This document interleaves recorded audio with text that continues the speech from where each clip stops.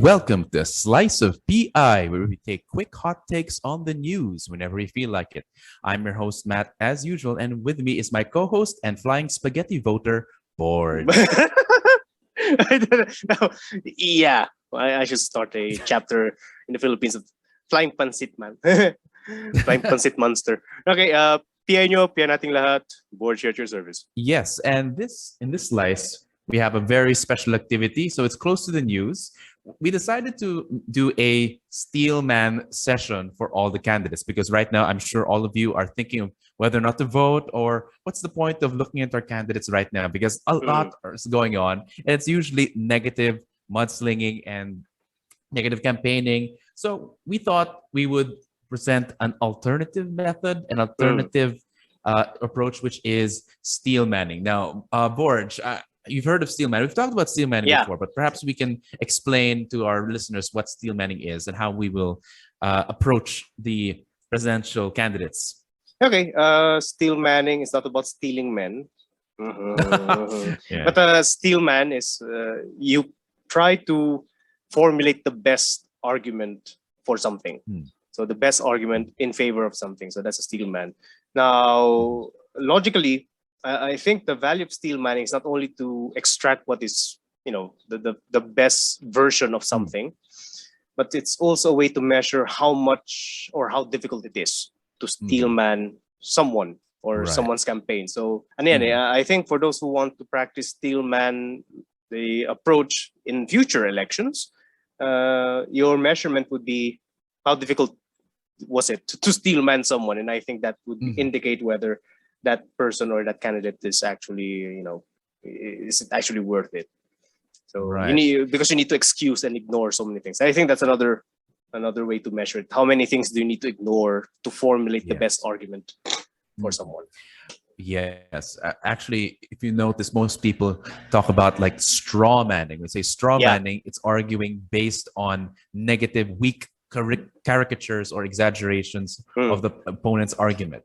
And sometimes it's used perhaps as a technique to convince other people. Say, for example, you rephrase an argument say, to the best of your ability that they would accept it, saying they would, yes, that's my argument. You're not mischaracterizing it. But at the same time, it's not really about convincing other people. It's also about trying to actually understand the other argument. Like John Stuart Mill says, the person who only understands his own argument understands very little about the issue. So, yeah. And even like we've mentioned this before, Thomas Aquinas would normally formulate arguments of his opponent, better than the arguments that actually the opponent actually said, and he would still take it apart. So that's part. So it's a part of demonstrating how much you understood the issue, or even trying to find the truth regardless of your own biases. And we want to demonstrate that both of us in this slice of PI. So it might be big because there are like 10 candidates. Some will be longer than others, but this is our best way to our best way to try to understand the presidential candidates right now. And we will be doing this on alphabetical order according to the ballot. So are you ready, Borge? Or to steal man all of them? Lahat, ha? Yeah, so something we need to do to promote the method. Kasi again, sa Pilipinas kasi our method for analyzing candidates are, I just say it's outdated. It's vulnerable to biases. It's vulnerable to biases. So yeah. Reminder, we're trying to formulate the best reason to vote for the candidate. It's something that they have maybe something that they themselves might not have expressed. Something that it's something that we see, and there's not always a clear common standard since each of them present their own angles and perspectives. So they don't have the same. We can't use the same metric. So I think we can also do that. What perspective are they embodying in trying to steel man all of them? All right. Okay, so in case you have as much as possible, please stay with us throughout this slice. We'll be putting timestamps for each candidate. If you want to know about a candidate, you can skip and click the timestamp. Yeah. But yeah, if you have a favorite one or least favorite one, whatever, as much as possible. But as much as Yeah. possible, listen to the entire recording. Yeah. Okay. So the first one is a bit uh not that familiar. He first came out in the SMNI debates. Ernesto Abella, former presidential spokesperson of the Duterte administration. So Borge, what do you think about this first candidate? Okay. Ernesto Abella, his perspective is, of course, going at the one of the essential dimensions of an economy, especially a developing country, which is agriculture. So again, his primary platform is his best argument for Ernesto Abella, his argument for industrializing agriculture. So for the longest time, we have been anchoring agricultural development on comprehensive agrarian reform, but there have been little attention given to the issue of industrializing agriculture. So it's not only about redistributing land. So Abella recognized that it's not only about owning land, it's about being supported by the government so that you would be more productive, so that the land can be more productive. So I think that would be his best argument. And that is a neglected area in Philippine policy, economic policy for the longest time, except for NEDA, which keeps on repeating the need for, developing agriculture. But then again, NEDA is a powerless institution. So yeah, and I think that's the best argument for him, agriculture. Yeah. All right. Interesting. I'm not sure I picked up on that in the debates, but it's good that you did. Agriculture. We're supposed to be a farming country, and our agricultural industry is usually dying. Did we even have an industry in the first place? And so I think it's very important that the candidate actually highlights that. But for me, I'm not sure. Wait. Did I saw the same thing. Did I confuse Abella with Nograles? Norberto. No, oh shit! I think I confused them. Oh shit! Oh no. Okay. So do you want to say? Okay, Mulligan. Mulligan. I think Abella's argument is the Filipino spirit. The youth. I think that was his argument, right? I confused him with someone else. Oh no! You mean Pichay? No. I think Gonzales is the one. Norberto Gonzales is the one arguing for agriculture, but Abella is the one arguing for the youth. I think making the youth proud and prepared. I mean, he's not exactly a member of the youth, so it's a bit difficult for him to communicate with the youth. I mean, it's funny. It's easy to. They come in pairs actually. Like there are two candidates that came in as a buffer between Bongbong Marcos and Leody de Guzman in the SMNI debates. So it's interesting that we confuse them. They're like Ernie and Bert. But anyway, what do you remember about Abella? Let's see. What do you remember about? He has a great voice, but I actually had to look at a separate interview, and apparently his focus is on enjoining civil society and participating in governance, which in a way, a lot of the time, a lot of the Filipino administrations do that already, especially Latino administrations, and to an extent maybe Duterte, but because Duterte is so disliked by civil society, perhaps there's to a lesser degree. So it would be good if he were able to join them again into the fold, which is not exactly radical. It's just in some ways a return to business. And another notable position is he's going to continue the drug war, but not as quote unquote dramatic and not as bloody, but still strict on drugs. And I think what he represents is a sort of a combination of continuity with what works in the Duterte administration and what needs to be returned, which is the active civil society. So in a way, if you look at the comments on videos featuring Abella, people are actually very impressed by his answer. He's a technocrat. So in other words, he's he has technical expertise.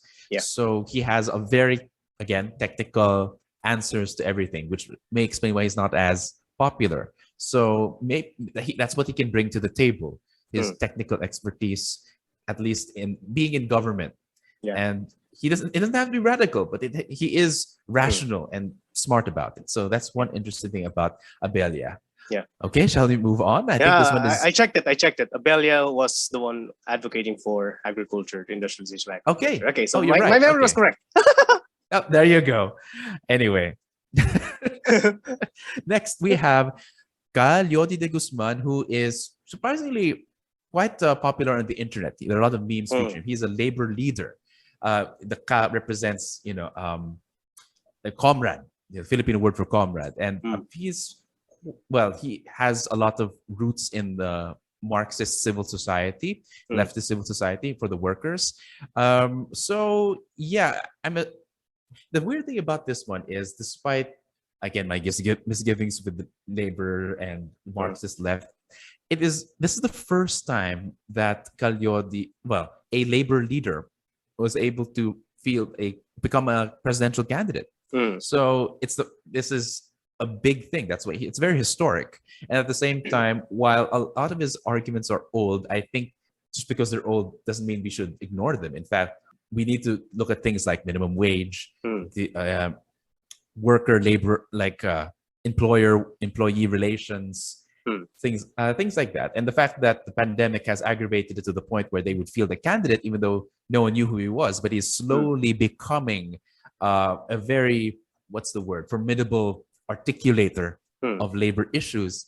Then I think, it would do a lot for the country if, at the very least, even if he doesn't have a big party, but if we had a labor-oriented president, we might be able to heal a lot of the damage that is sustained by employees and laborers. So I don't know, but maybe you can say something more about this, since you know more about labor issues. Okay. Parang hirap na hirap kang i-steal man si Calyodi. Yeah. Parang hirap na hirap ka, but yeah. This is part of the exercise. Yeah. Okay, so I'm reiterating what you said. He's the best representative for labor rights in the Philippines. But to add on to that one, I think his platform, progressive as it is, can actually absorb the other platforms that are leaning to. So I think he is the best representative of a progressive policy or progressive campaign platform that is closer to being radical, but more or less progressive in a sense that his focus is on actual structural changes in both the economy and in politics. So yeah, he is, if we go back to what a representative is, meaning the embodiment of a certain sector, that's one interpretation of being a representative, instead of embodying a general notion of what the public good is.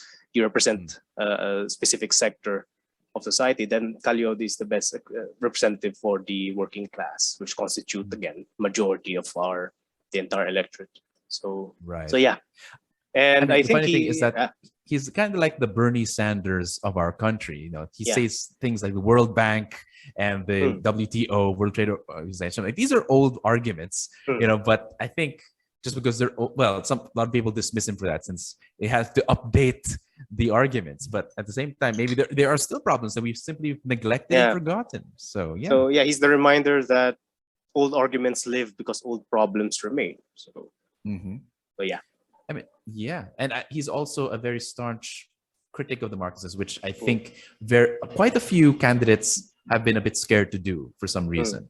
So he's outspoken, along with Walden Bello, who is a vice president candidate. He's kind of cute, but we'll see how he does. Anyway, we're only doing presidential candidates. Okay, let's go to the third one, and I think it's going to be one of your favorites. Manila Mayor Isko Moreno Domagoso. Yeah. Isko Moreno. So, what do you think about Isko Moreno? Yeah. Isko Moreno, his campaign embodies two things. On one side of being progressive, which is moving on. So that's one dimension of being progressive, which is you move on from existing problems or chronic problems, chronic debates, and to replace the gap that will be left, he promises good governance. And his catchphrase of the certainty of law. So the best argument for Isko is that, as a seasoned local government leader and a seasoned politician, the best argument for him is he embodies that results can dictate, should dictate policy. So you adopt policies that have worked, and you elaborate or you develop policies that have worked so that it could work better. So he's pragmatist. So if we define pragmatism as emphasizing the value of something based on its results, based on experimentation, Isko is the best example of what the pragmatic candidate is. And I said not only the results but also experimentation, because he had innovated much in Manila. So, and another argument for Isko is this is a better version of translating a local experience into national policy. Right. It's a better version, because that version had been an older version had been advocated by Binay, but Makati is a deviant case because Makati is a wealthy city. Yes. But the Manila, racked with budget deficiencies before, was able to recover crime lords. Crime lords. So was able to recover from such problems. So I think his argument of translating the experience of Manila to the national level is a bit more realistic than saying that Makati and anyone can be Makati. So that's quite unrealistic.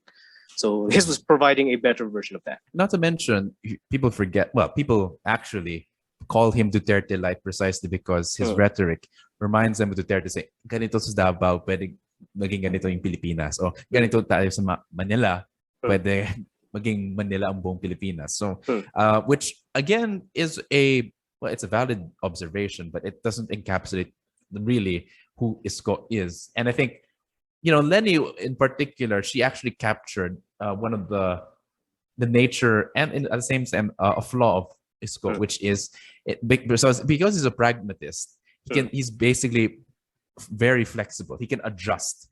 And I think that is also a strength of his, because if people see you as someone who is dogmatic about certain things, like for instance, about EDSA, about Christian issues like divorce, same-sex marriage, etc., then they might be averse to you. But actually, him being flexible can actually catch all. In fact, out of all the candidates, I have to say, he is the most like a professional politician. Meaning he really wants things. He does things just to get elected, which is both good and bad, but at the same time, again, less dogmatic in comparison to the others. In fact, people call him Duterte Light, but in a way, he's also Leni Light, which means hindi naman siya Duterte, hindi naman siya ganun kabastos. So he's also a bit polished as Leni. He is also on the ground like Leni. He has results like Leni. So and that's the weird thing. I think the strongest for him is him being the midpoint between Duterte and at least the opposition.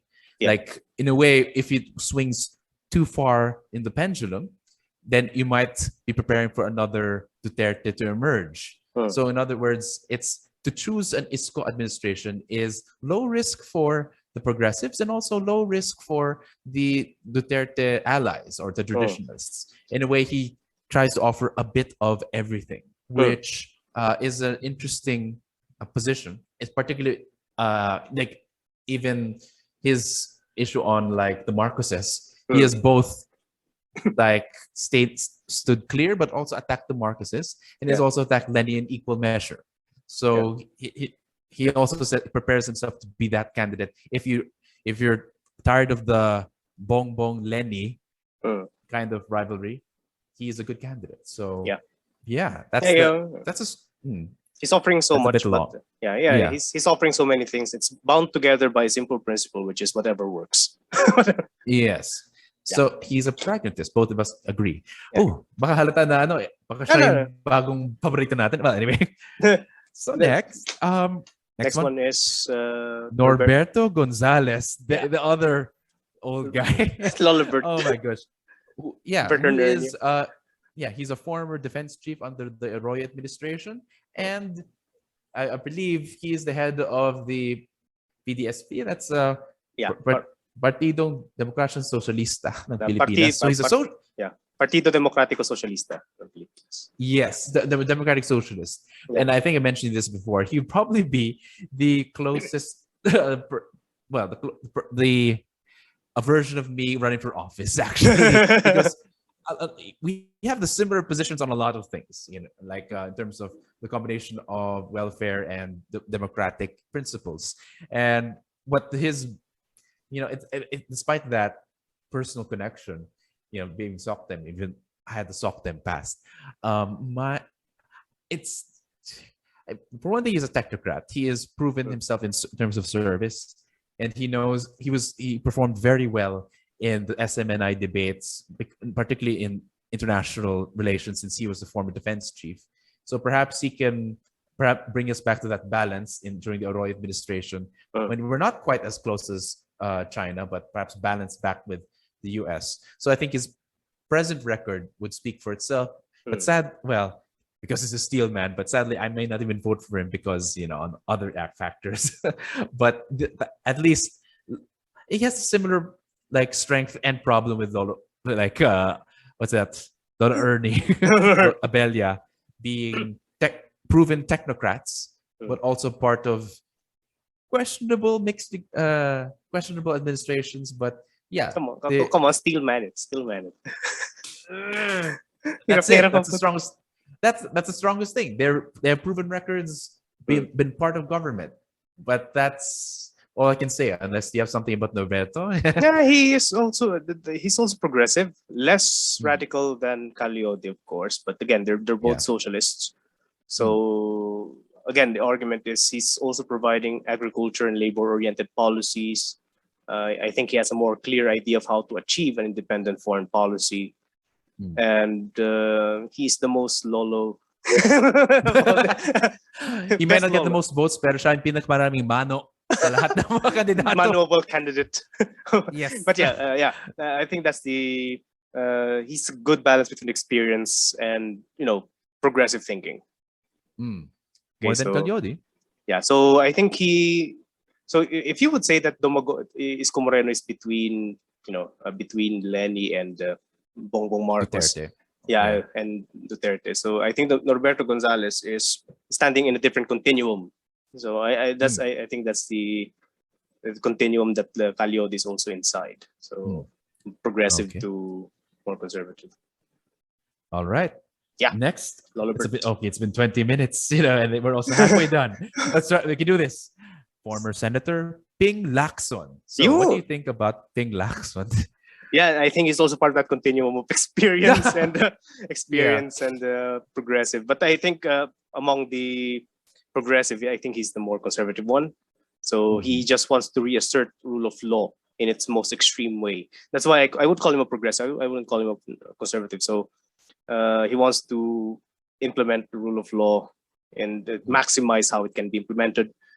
His image as a policeman, as a disciplinarian, is of course it appeals to old Filipino entrenched values of discipline and order. So I think Ping Lacson, in comparison to Leni Robredo, he's the more aggressive reformer. So yeah, that the best argument is his reformist stance has teeth and has more or less focus on implementing the law. So and law-oriented. Actually, I have nothing to add except siya ang totoong Duterte light. Honestly, that's what I think. Yeah. He's also more polished than Duterte, but at the same time, he has similar aggressive authoritarian tendencies. He may not be. But do you think he has a tendency to have death squads? No, I don't think so. Yeah. I think he's Duterte light because he would still remain within the framework of the law. Duterte is willing enough to step outside it, but Panfilo Lacson would like to maximize. If he cannot implement or if he cannot sponsor more additional legislation that would make things more extreme, then he would not do it. But as long as it's within the law, he will do it. So yeah. Yeah. I mean, I think he's clearly one of the most experienced politicians. Yeah, he knows his numbers, Jesus. So I think he knows. Comparison to Leni, Panfilo Lacson knows his data. So he's the best one who have best grasp of data among all the candidates. I think he ran twice for president, but he also lost the most times then since he never was president. So experience. Well, once experience plays this off. Second time. Yeah, this is the second time. Yeah. Okay. Yeah. 2004, right? Anyway. Yeah. Okay. Anyway, the next one is a bit tricky. It's one of the lesser known ones, but let's see what happens. Faisal Mangondato. And the weird thing about Mangondato is based on the surveys, he actually outshined Cagliodi, who was very popular on the internet. I think, but most of these votes came from the Mindanao area, precisely because he is openly Muslim with a Muslim Headdress. headdress, maybe, yeah, and Muslim beard, if there's such a thing. But I think that's well, it is this. It's not easy for me to find his positions, but what I do know is he is for federalism in a way that is beneficial for his Muslim brethren. And I think it would be interesting to see a Muslim candidate for the Philippine presidency, or maybe a Muslim president. You know, he's a bit low energy, but I think he has maintained like an anti-corruption stance as usual against Bureau of Customs. And I think a further step that, while Duterte promised federalism, he might actually Mangondato might actually deliver and choose to continue it, because there's already been a draft. You and I both know that there have been drafts of federalism during the Duterte administration, but it never pushed through. So yeah, that's all I can say about Mangondato. But it would be, it's again, I'd say it'd be interesting. We don't know much about it yet. Let's see what he says. Yeah. In addition to that, I think among all the candidates, Faisal Mangondato is he's a visionary. That's the best word that I can use. He's a visionary who has a simple but clear grasp of the essential problems in Philippine politics, which is you really cannot do anything with the current system. That is his catchphrase. If you cannot do anything in the debates, that was his catchphrase. You cannot do it. You cannot do jack shit without changing the system. And I think he has a clear and simple grasp of it. And it's a visionary in terms of, he projects a general image of Philippines as, emerging out of its old system. So it's not vague. So that's his vision, which is that we emerge out of the old system. Hindi yung, make Philippines great again, so on and so forth. But his vision is actually to break the current system. But he's a visionary. I think that's the best argument for Faisal Mangondato. Yeah, I didn't get that. That's actually, you're pretty good at this. I'm I'm shocked. That's a great message, but again, it doesn't really, his delivery doesn't match the radical and passionate energy. So it's weird. So he's more of a sage-like figure, along with the beard. So, coolly saying what is essential. No need to shout, because he knows that what he's saying is true, and true enough, it is. we can do jack shit with the system. You're really good at steel manning old people. I'm sorry, I sound ageist. My goodness, I'm so sorry.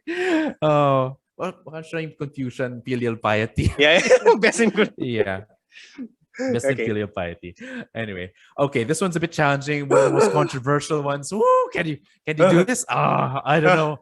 You know what? It's a good thing you're going first. This is BBM Ferdinand Bongbong Marcos Jr. All right, what is the best argument for BBM? Again, fair practice, academic. And I need to crack this. Yeah, I need to crack my knuckles first. Best argument for BBM is, first, he appeals to something deeply seated in Filipino psyche, which is unity. As far as my own data is concerned, we are intolerant, but our level of intolerance is directed at, arriving at unity. So we can tolerate different. We have a level of tolerance as well. So we can tolerate different perspectives as long as we arrive at the same answer. So Bongbong Marcos embodies that long-standing and widely shared value of unity among ordinary Filipinos. So he embodies that need, or that great opinion, that unity is the panacea for our social problems. Yes. And Bongbong Marcos is, of course, like Isko, he anchors on the need to move on from old rivalries, old problems. So I can say that he is to an extent progressive in that sense, because old debates, old problems, old rivalries, they are by nature keeping us down, unless we learn from it properly, which is a different issue altogether. But for Bongbong Marcos, he wants, like Isko, to just move on, and like Isko, and I think a bit more conservative than Isko, which is he wants to maximize the limits of the system. His assumptions that corruption cannot be removed, may sound cynical, and personally, I do believe it is thoroughly cynical for the sake of the ruling class. But it appeals to sense of pragmatism among Filipinos. It's there. It's time to minimize it if you can, but try to work within the limitations of the system. So he is to an extent also pragmatic, but not experimental. So he's partially pragmatic, but not like Isko that is actually experimental. So Bongbong is the more traditional form of pragmatism. So he is the vote for those who would like stability, those who would like harmony. That's why unity reverberates to people, because it is peace-loving entities. So he would claim the vote for that. So that's. Well, I think I lost several brain cells for that, but that's me still, man. That's our best to try and steal, man. Well, oh my God. Are No, you okay? Your turn. Oh God. Actually, that's really good. I'm actually impressed that you're able to say something good about Bong. No, but you're right. I do agree in saying that unity is actually a very good, simple, but resonant campaign theme or promise. In fact, it's much easier to digest and understand than Angat Buhay Lahat, which is that of his main rival, Leni Robredo. And the thing, unity. On the one hand, I mean, I think you and I both know that we've been talking to people on the internet about Bongbong Marcos, and we asked them why do they support them? Yeah. And he's leading in all of the surveys, so there must be something there. It's been consistent, I mean, besides the usual instinct to question the methodology. Let's assume that, and of course, with no doubt, but let's assume that all the methodology of the surveys are true and that it is capturing a real sentiment that a majority of our people want Bongbong Marcos as president, despite him being the son of a former dictator. Yeah. On the one hand, when you ask Bongbong Marcos supporters, why Bongbong Marcos? It's usually, ganito ang EDSA system. Ganito yung mga dilawan, ganito yung mga kakampink, ganito, kawawa naman siya dahil ang bias ng media. So it's basically, a vote for him is a critique against their perceived corruption of other traditional politicians, like the Liberal Party, the weird thing about the pink move is that they still see it as a fake gesture. So really, perhaps the best way, the best argument for that is actually a true punishment for traditional politicians of the progressive side, so they can truly learn from the certain elitism, a certain progressivism that no longer works. So that's one. The other one, it's real, but most of the supporters of Bongbong Marcos are avowed conservatives, and I don't necessarily understand it. He hasn't been in the debates, so I can't really say if he is a conservative. But again, perhaps continuity, and again, a rejection of the EDSA system and a return to the martial law system, which again they probably missed. So there must be some wisdom there, in that there must be some a strong authority to unite the Philippines. That's the weird thing. It is a mythical language, rather than it's like rhetorical, yes, but mythical. People combat them with facts, but mythical. I think in a way we need that myth. Yeah. We talked about how EDSA was a myth, but this myth of Marcos as a father of a nation might be effective, and it has been proven effective. Yeah. So even if it is, a lot of people who are invested in the EDSA system might believe that it is a lie. Perhaps it might be a noble lie, that it might, if it is effective, why not use Marcos? So it might actually be successful in uniting the Philippines. Yeah. So that is, I don't know if you agree with that, but that's all I can say. You're okay. Congratulations. He survived. Yay! But in a nutshell, the vote for Bongbong Marcos is a vote for recognizing what it is and moving on. So that's the best argument for it. So again, peace and unity is one of the words. So oh my gosh. Okay. It's been 35 minutes. It's okay. na lang. Pati na lang. That was I felt dirty all of a sudden. Gago. Again, I am in one way it's open, it's helping us get used to the fact of like any of these might be a good president, So we're trying to imagine, stretch our brain cells. And All right, the next one. Manifestation of shared values, which is must be subject to analysis. So we must do this. Yes. Okay. Okay. The next one is also very infamous, perhaps even more infamous than Bobo Marcos. Probably represents what Bobo Marcos would be if he were in the debate, which is Jose Montemayor Jr., who, believe it or not, has 7 PhDs. Okay, he's a doctor. He is an attorney. He is an educator. So he claims to be, have a long record of service as a civil leader. He represents Association of Doctors and of citizens, frontliners. So it's impressive on paper, but the way that he has performed in the debates has been questionable. But again, this is an exercise. What's the best argument? This is tough. Okay. I suppose one noticeable position he has is he's an anti-vaxxer despite being a doctor. And while anti-vaxxer is clearly at this point a very old, outdated term, I suppose doubt regarding the vaccines might prove healthy. Maybe like he represents those. There's still quite a few people, maybe not a lot, but a noticeable segment of the population is still doubtful of the vaccinations. So maybe that might be good, and perhaps the debates may not be a best avenue for his expertise to manifest themselves. Maybe it's maybe it's an office, so maybe give it a chance. I don't know. Yeah. So you and I believe that the degrees might be have value, so maybe just give it a chance. I don't know. Okay. Montemayor. It's my comment on Montemayor. I think he would be the best vote for the libertarians, those who value personal liberty, entrepreneurship, business-mindedness among Filipinos. He is the best vote for if you want that one. So other than that, I'm checking his degrees right now. So yeah, dami. He'll probably be.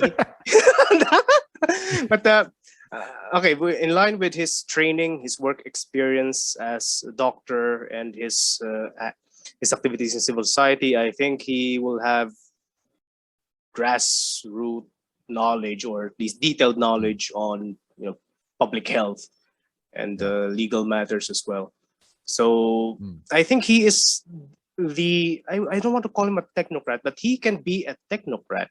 Did he serve in a public office? I don't think he did serve in a public office. He had been in the private sector for a long time. Grassroots. Yeah, so he cannot be called a technocrat, but he can be.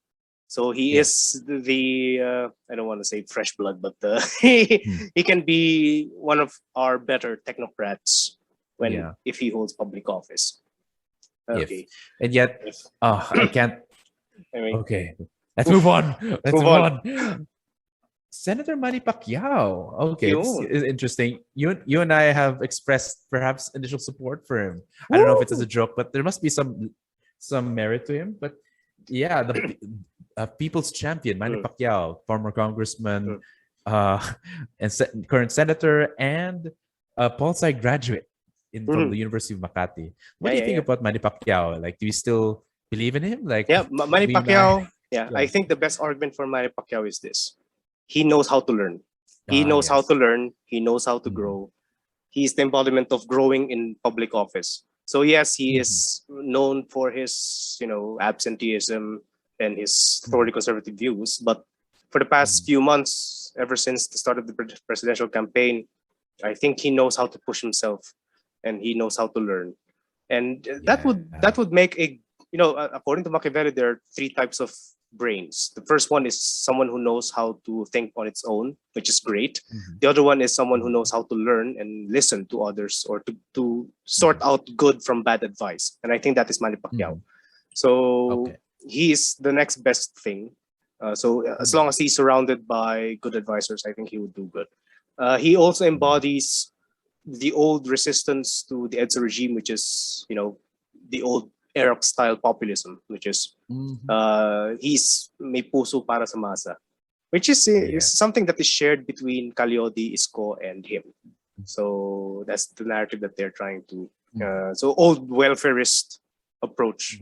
But again, he has held his ground on other policy matters. Again, he knows how he's as Sir July said, he's the most most improved. Yeah, most improved candidate. And if he continues that in public office, if he continues that in the presidency, then I would prefer someone who knows little but knows how to learn more than someone who knows something yet, insusceptible to any advice. So yeah, that's the best argument for Pacquiao. I think it's clear that we see him as an ideal client, since if he listens to like a professional political scientist, like maybe us, and he would be a great leader. But no, the weird thing about, no, here's the thing. I have a soft spot for Manny Pacquiao, really, like honest to goodness soft spot, because in a way he represents a very old simplistic view of the Philippines and a Filipino politician. Like before he used to be that event. Every time there was a boxing match, he would stop crime. There would be no traffic, and for a moment everyone would be watching Manny Pacquiao. And during that time, maybe he there's an argument that he might be able to unite if more people value those times. So there's that number one. Well, that's subjective. But number two, like what you said, he's able to learn, but also because he's only learning, his politics is actually quite simple. Yeah. And there's a value to having simple politics, even if it is like, for example, I mean, more and more people are like getting caught up in the EDSA narrative, martial law narrative, sovereignty of China, etc.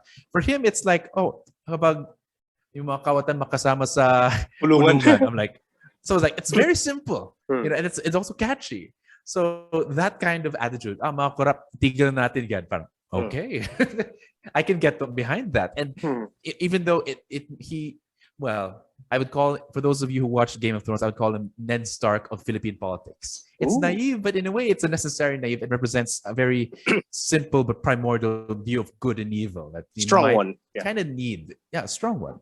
He has a very clear idea of good and evil, and in a way that could be refreshing, especially when there's a lot of gray in a lot of the candidates. Yeah. So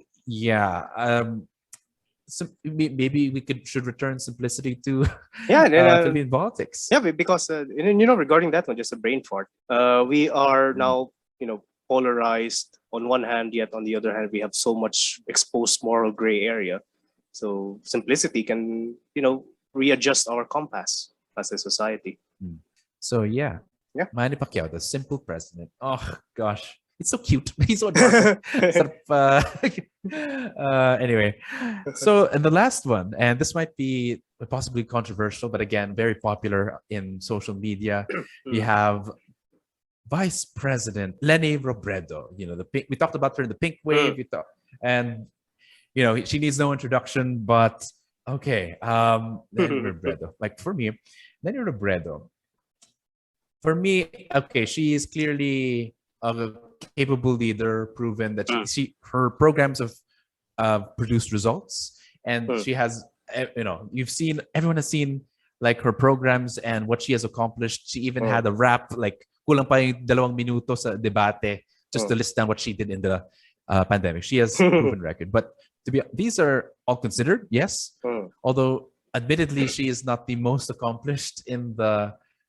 One can argue that Isko has produced more results than Leni. But the best part of her is not her per se, but what she was able to inspire in her followers.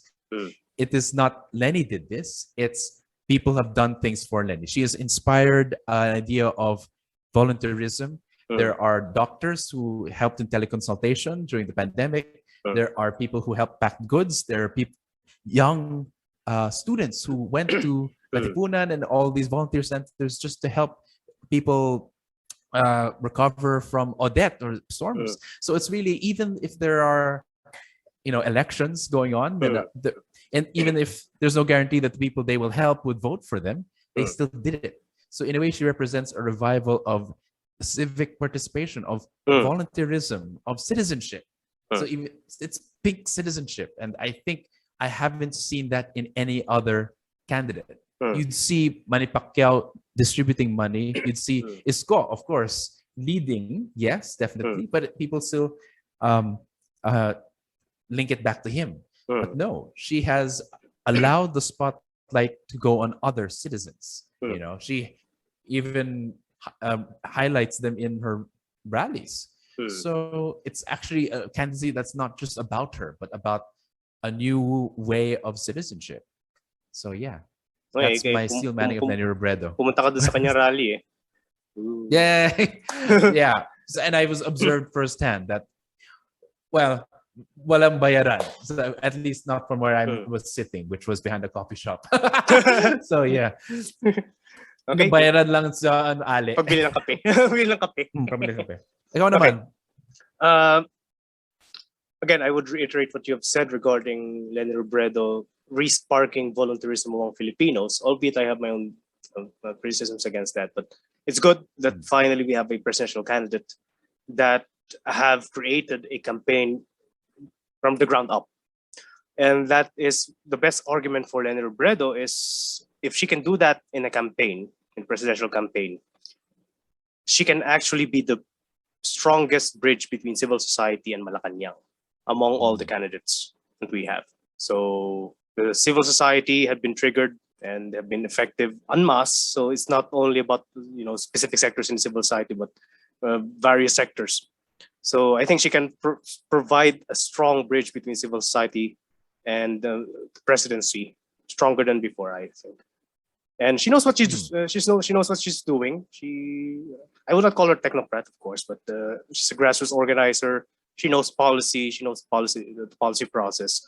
She's light in comparison to her achievements, but still she is capable as a leader. So yeah. Ooh, okay. Just I think alongside Calyodi, I think they are the more democratic among the candidates. Actually, it'd be good if we had like a tier or like a spectrum, like a political compass where we put them. Wag. But there'd be too many axes, like X, Y, Z, X tier. A1. But yeah, we've done it finally. We've done it. Done all, and it's like what, basically 50 minutes. So it's basically an episode. But it's a slice. It's a pie. It's a pie. It's a pie. It's a buong PI. Buong PI na yun. It's a whole pie. PPI. So that is it. Hopefully we've demonstrated properly how to steel man all the candidates. They weren't all easy. Yep. In fact, there's not a lot of material on all of them, but we did it, and perhaps maybe you can demonstrate your own steel man, maybe on the comments. What do you think are the strongest arguments for all of them, not just your candidate, but all the others? And that's one way of properly evaluating all the presidential candidates. Yep. So yeah, what do you think, Porch? Any last words before we end the steel man session? Yeah, again, we are promoting this method, and I think we would use it over and over again soon. But again, this method transcends partisanship and lifts up our sense of citizenship beyond specific candidates. Because if you would simply focus on achievements, you would have your biases coming in immediately. But with the Steelman method, you are promoting, something greater than any specific candidate, which is, right. Your back of our heads, we're answering what the public good is for these candidates. Yes. So yeah. And for some, it's something about their personality. Sometimes it's by the sector they represent. Sometimes it's by their actual platform. Sometimes it's by actually sometimes their platform, regardless who they are, they represent something. So it's different for each candidate. So you can't apply the same standard for all candidates necessarily. Yeah. So it depends on what the country needs. Sometimes we need someone with the rule of law. Sometimes we need someone that with a bit that inspires voluntarism, others with a simplicity. So they just represent different things. Not all candidates can be the same or can compete in the similar race. Sometimes they have their own strengths and weaknesses. We have to recognize that. So okay. So thank you very much. It was so hirap. Vice President next, so Senate. Wow, party list. Na-steelman mo na si Walden eh. Sabi mo cute. I know. Well, maybe if we have time, we can do the vice presidents. But for now, please continue the conversation in the comments, in the emails. maybe you can send us an email at pipodcastph@gmail.com, or please check us out. Follow us at Spotify, YouTube, Facebook, and Anchor. But until the next episode, magandang gabi, mga ka-PI.